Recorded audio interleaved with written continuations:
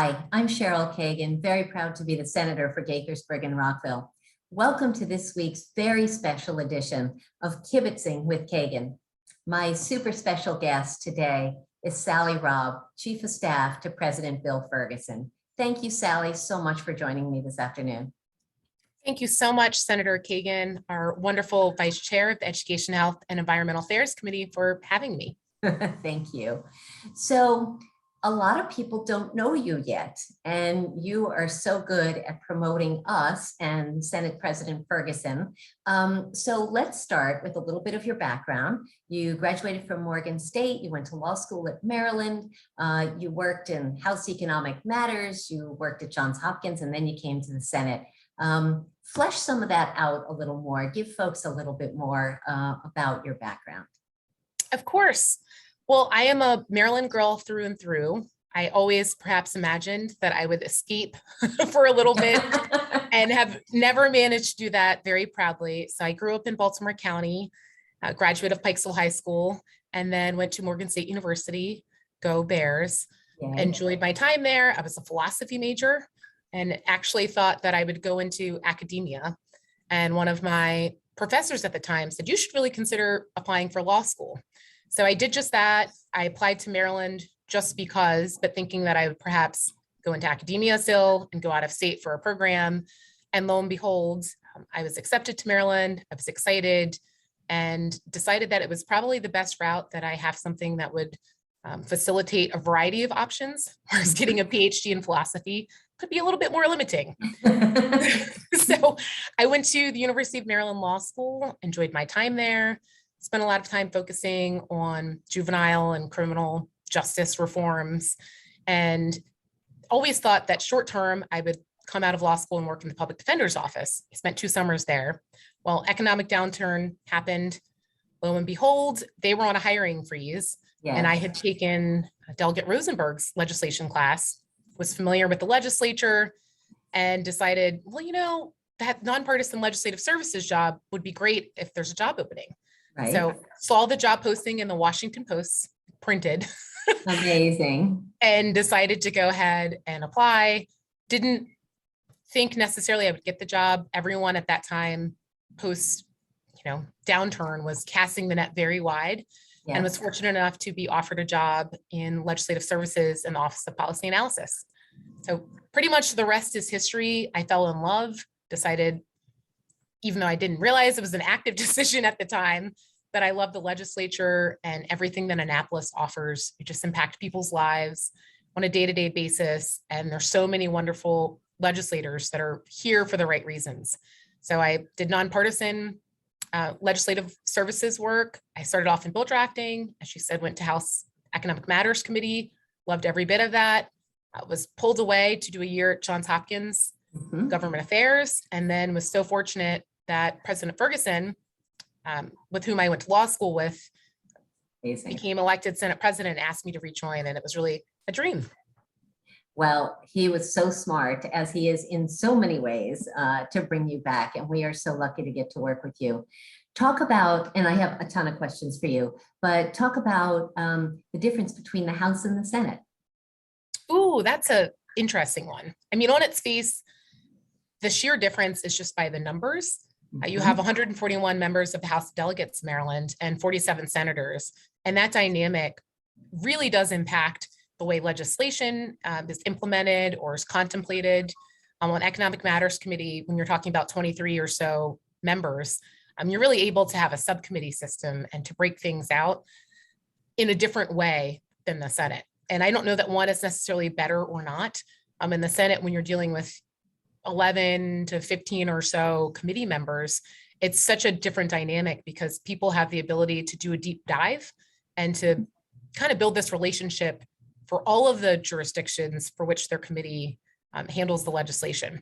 Yes. And so it's just a really different dynamic. I don't know that one, like I said, is, well, I do obviously right now that the Senate is fantastic, but it was a fascinating process procedurally to see how things would work their way through the process from committee to the floor and passage in the chamber of origin to the other chamber. So that's the main difference that jumps out to me.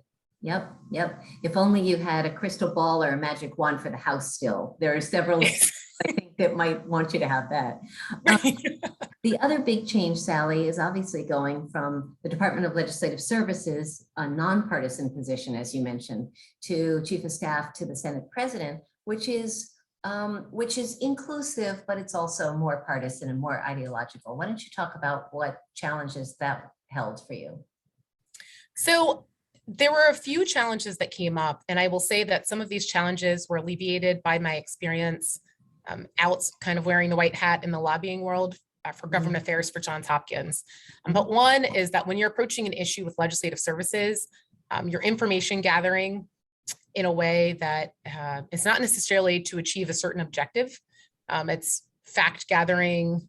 The lens is really to provide the most objective, reliable information to your member to help facilitate their decision-making process. And I think that lens by which you do that is transferable, but it takes a little bit to transfer because you get used to having a framework where you're like, I gathered the information, I assembled it, I presented it, here it is. And so when you come to this more partisan role where you can help to influence a lot more, and someone asks you, well, what do you think, or what should be the solution and why? You know, in the legislative services role, you're used to providing options. Here's option A. If you do option A, perhaps 1, 2, 3 will happen, or X, Y, and Z will happen. Option B, you'll get 6, 7, 8, or GFH. And you leave it at that. In this position, you really get to be a little bit more strategic and try to anticipate in a different way pitfalls, not just with the policy, but with the politics. Yes, yes. And so it has been really joy. It's been a lot of fun to marry all of the different skill sets. Absolutely. So when you got the job, you visited almost every legislative district. You were kind enough to insist on coming to Rockville, which I was going to save you the drive or meet you halfway or whatever, but that was so fantastic. Anything that you learned about seeing us in our districts? Yes, I learned that you all are the ultimate masters of your districts in terms of information and people, and that you think you know a certain part of the state, but we don't know the way that our wonderful senators know their districts and the constituencies and everyone and every entity that they represent. And so I was really amazed and so grateful to be able to see so many of our members in their districts interacting, and not even in the interactions that you would expect, but whether it's just speaking with someone that walks past or running into someone, you know, when returning a library book and understanding that connection. And so I was able to appreciate, I think, our members' work in another way. And then also just to see and appreciate so much more how much you all are on the ground and really there for the right reasons to try to represent Marylanders within your districts. I love that. So redistricting, we can now finally talk about districts. You really were, I don't know what noun you might use. I will try facilitator or mastermind or chess queen or something with trying to figure out how to keep whom happy and how to make the districts work in a way that was legal and defensible and all that. Why don't you talk about your role in that process? If I had a good title, I think facilitator. You know, I like to always say that I am stage crew. So I am managing a stage crew. Our job is to facilitate first and foremost all of the members, but the Senate presidents, everything.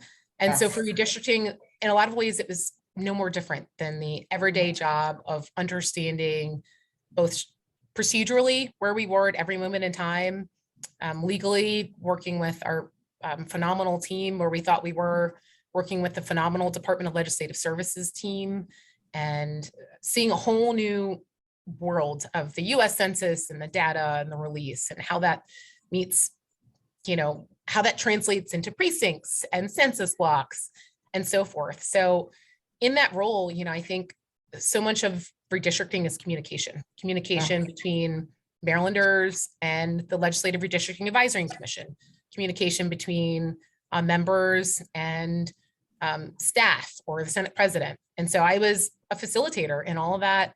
And, it was a whirlwind, compact 5 months, I would 6 months. It depends where you start and end, but enjoyed it. It was kind of, but I imagine you also are glad that it's in the rearview mirror too. I am. It's one of those issues, and this is a lot of things are like this where everyone cares as they should. It's very important. Yes. And I don't know that there's ever a perfect situation. And by perfect, meaning not every single person can be happy. And particularly through redistricting, it's a game of numbers. It's a puzzle. And I love the puzzle piece of it. You have this many people that are in a district, and you need to figure out how to keep that with these parameters, with the Voting Rights Act, and ensuring, access. And so, working within the puzzle and the framework, it was really interesting. So 2 things. First off, I want to say the name Carl Arrow here, because I think that I don't know what we're going to do when Carl Arrow isn't around to help support the efforts. And second, it occurs to me that redistricting is one of the few areas that are literally zero-sum game. If I get more Democratic voters, then that might mean that you have fewer or something, that it really is a puzzle piece that you really had to navigate.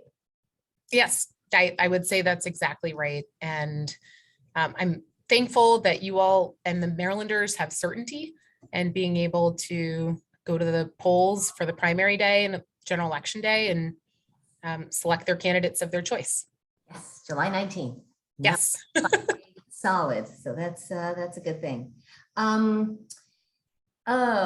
Dealing with the press, reporters. Why don't you talk about that? And what do you tend to do? How often are you behind the scenes? How often do you allow yourself to be quoted or used as a source? So first, our Annapolis press corps is fantastic. They are thoughtful, they're detail oriented, they're fair. So thank you to the Annapolis press corps. We know that freedom of speech is foundational to our democracy and to our political engagement. But I think so much so in Maryland, where we all say we treasure the ability to be in an environment where people can, quote unquote, fight like tigers and then leave that when an issue is done and move forward and partner on another issue. I think the press corps has a big role in that, because they really approach the legislature and what information is provided to the public with a fair lens. And so the first thing I'll have to say is that much like everything else in Annapolis, the press corps' relationships, they're people, and they're wonderful people. And so in sort of the quick dive of taking over press from my fantastic predecessor, Jake Weissman, it was getting to know the people well. Jake had fantastic relationships with them. And so it was stepping in and understanding who everyone was. Everyone has their own personality and their style. And then I was really fortunate to be able to work with our new director of communications, who is our lead on press, David Schuline, and President Ferguson. So I have had a great opportunity to build relationship with them first, and then kind of have them all married together with our new director of communications and sort of facilitating information through David and so forth.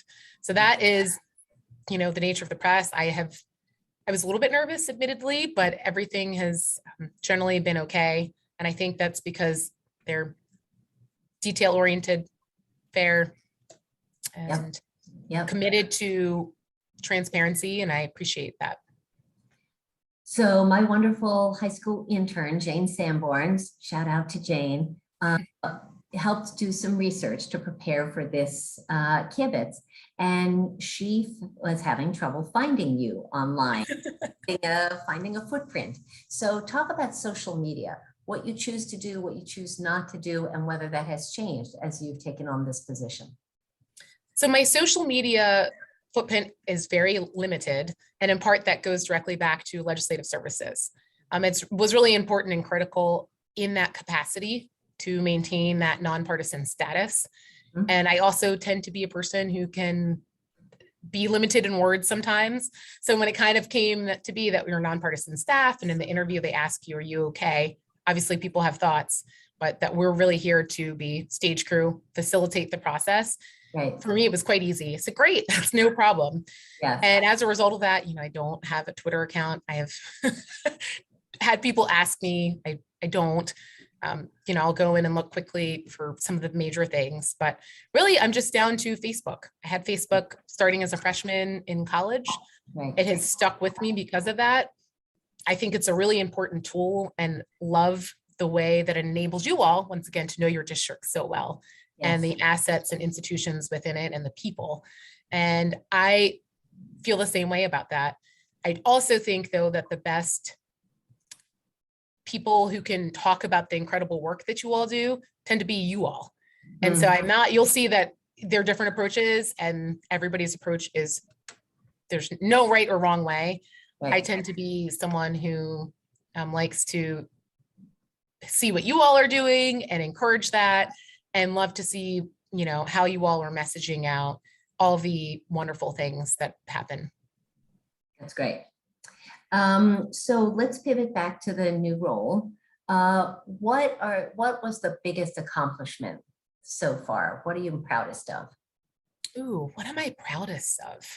It's a tough one to pick. I think, though, if I look through the lens of generational change, I think paid family and medical leave will be something that in 20 years, Marylanders all over, even in the nation, will look back and we'll start to see this societal switch where we decide that people shouldn't have to choose between going to work or caring for a loved one or caring for themselves when they have a chronic disease or a crisis of sorts. And so I think that's something that the advocates and our senators, Senator Hayes, I have to give him a special shout out. Absolutely. In particular for championing that legislation. President Ferguson sponsored Maryland's paid paternity and maternity leave for state employees. And he talks about and reflects about how important that was. And so I just think in terms of accomplishments for session, 20 years from now, people will look back and say, when the legislature came together, put everything aside and was able to work through a tough problem set of balancing the very real needs of businesses, making sure that they can remain competitive, but also providing that safety net so that when life happens to people, they are able to maintain their employment and provide. I'm really proud of that. Well, I predicted that was going to be your answer. You're a passionate and effective leader. And I just want to give a shout out to the coalition of advocates, because they were so visible and thoughtful and effective and upbeat, and lots to celebrate in that. On the other side, what has been your biggest challenge so far? Ooh, biggest challenge. I think in this position, there's just so much that you don't know. And it's what I love. It's what makes me love this job, the ability to impact so many people. But there still can be unpredictable moments and things that can happen throughout the state. And Marylanders look to their leadership to provide solutions and find those solutions. And so there are challenging moments in which you start off your day or your week saying, okay, today's Monday. This is what I have on my to-do list. I know there are a few things that will come up, but generally I should accomplish X. The timing of this will be Thursday, and that should go as planned. And I think sometimes, as much as I think I can pivot and I'm very much adaptable, it still can be something that I didn't know about, that you couldn't have foreseen. And you're like, oh my goodness. Right. And then it hijacks your time, it hijacks the day. It makes you have to change your plans, in another way of like, well, if we're doing this right now, it doesn't make sense to do whatever else we were going to do.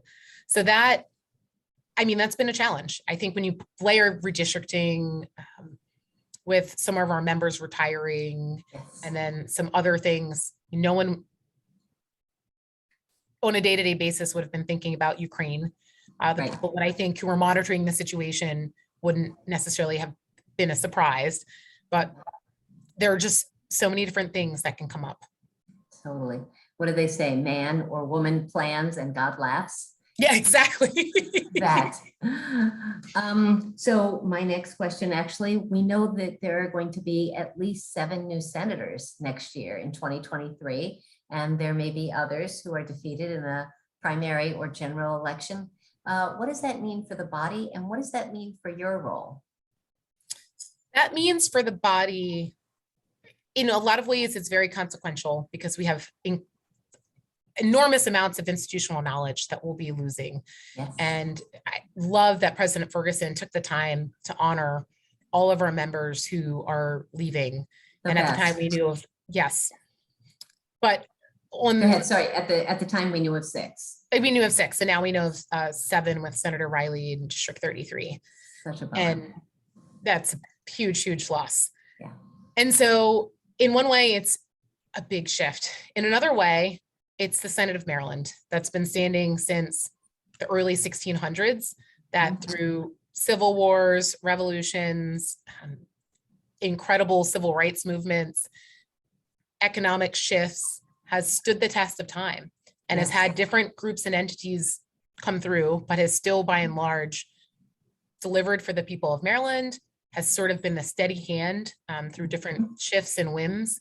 And so as much as I think there will be change on a day-to-day basis and certain institutions, and when I say institutions, I think about, let's say, geriatric parole with Senator Kelly, or issues that particular members have really dedicated so much to. We have our JPR members in Senators' judicial proceedings. Oh, the Senate Judicial Yes, exactly. Senate Judicial Proceedings Committee. Little in-house lingo. So we have some of our Judicial Proceedings Committee members, and they contribute so much, and just having an eye for detail and making us have a better work product, that will be missed. But I also think the institution on a whole will rise to the occasion.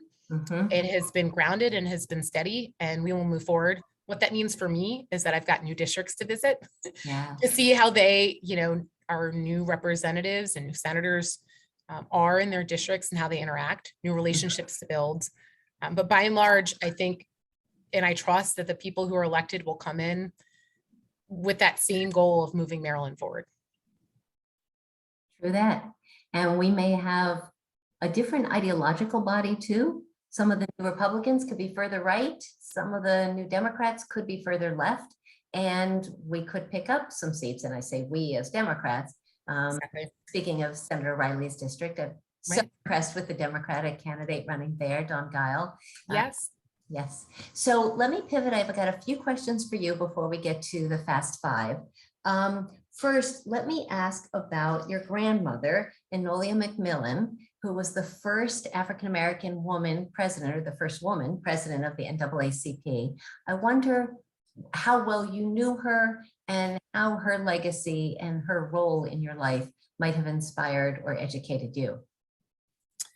I knew my grandmother very well.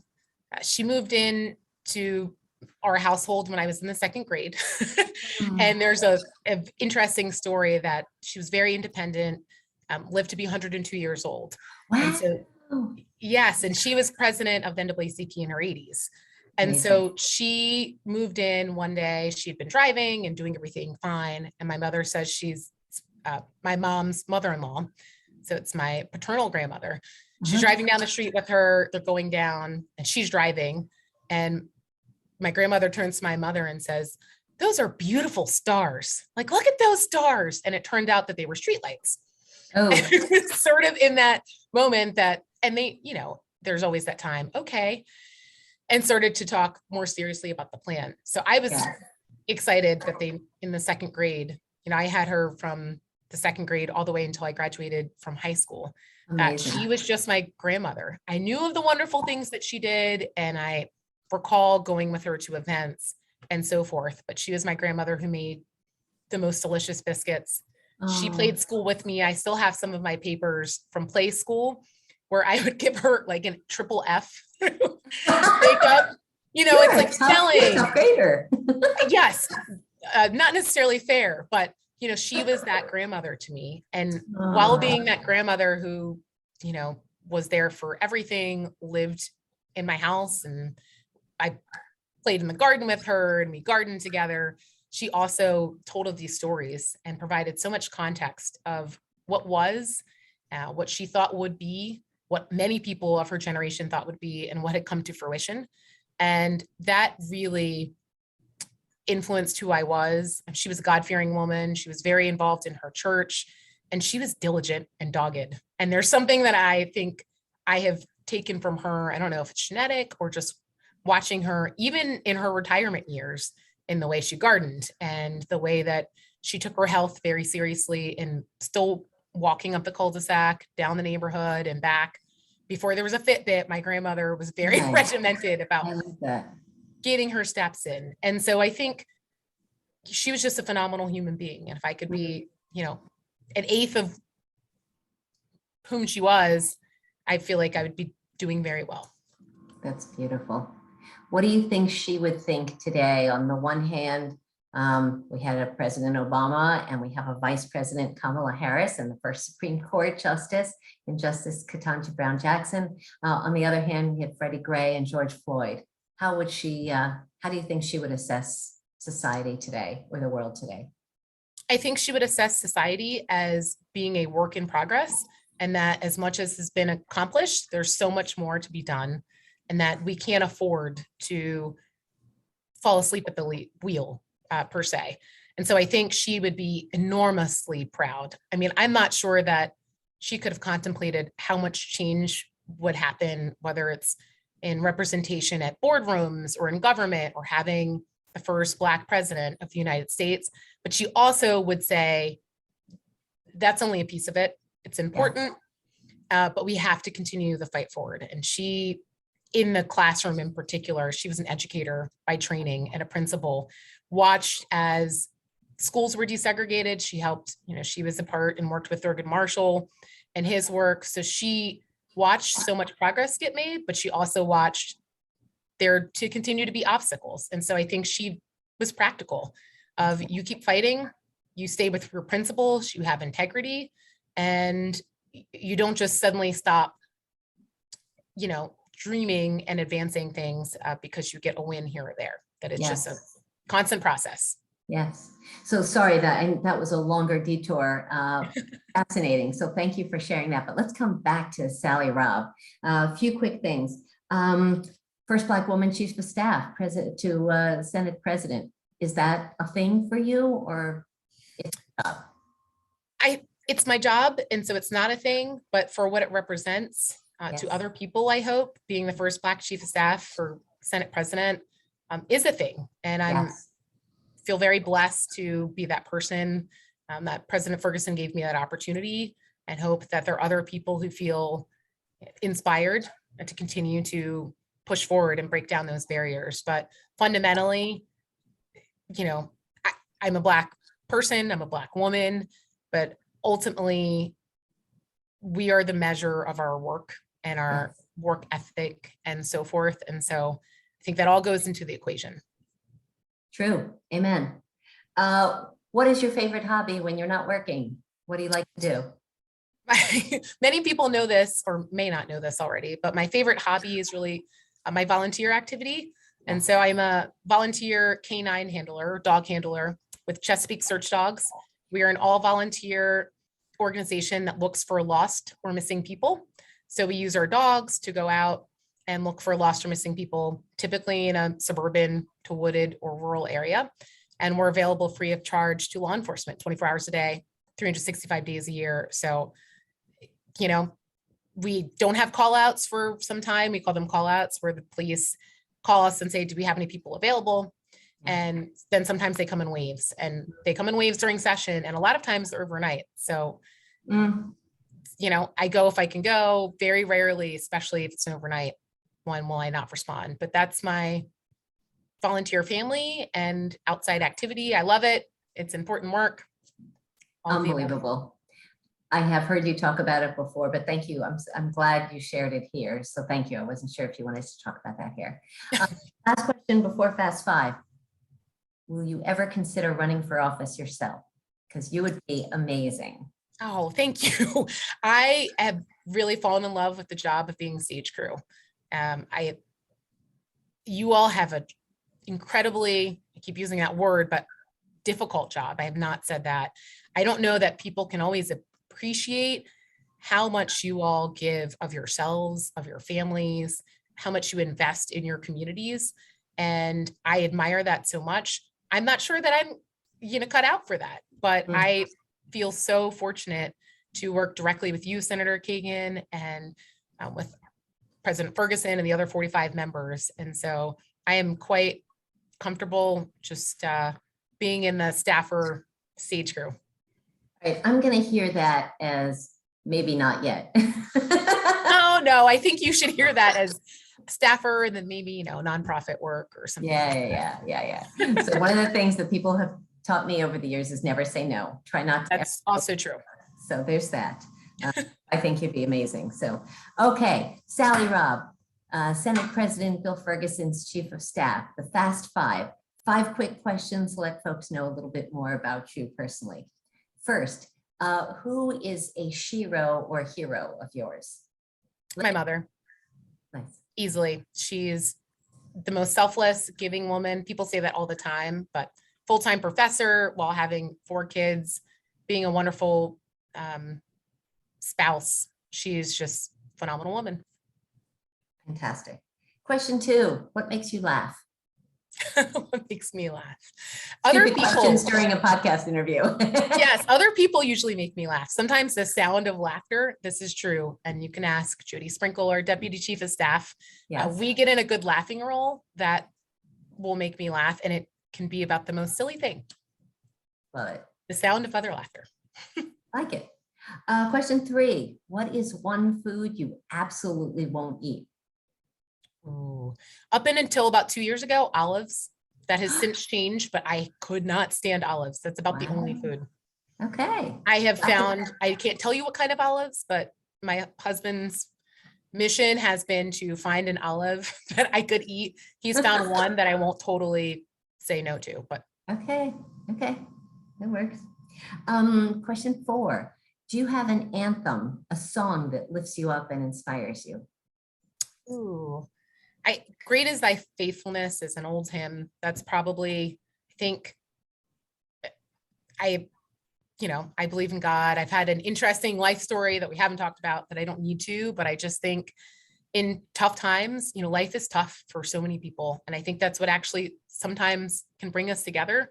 And it's that just sort of, we go through it and God is faithful, and it doesn't always mean that we're absolved from difficult things, but we'll get through it.